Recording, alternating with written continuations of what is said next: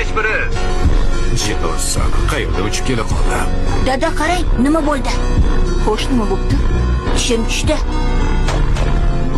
Qani berchi. Oyna rasvo qildi. Rossiyaning bor go'zalligini ko'rish uchun teparoqqa ko'tarilish kerak deb o'ylayman. Dada, biror yuqoriroq yerga boramiz. Igor, chin tushgan joyini tiling bilan berkit. Dada, chindan ham men aytgan joyga boramizmi? Boramiz. Faqat kampirni taqib ol. Sumkangda tirnoq bo'yog'i bormi? Nima uchun? Oynani dars ketgan joyiga suv qo'yish kerak. Bo'lmasa yoriq kengayib ketadi.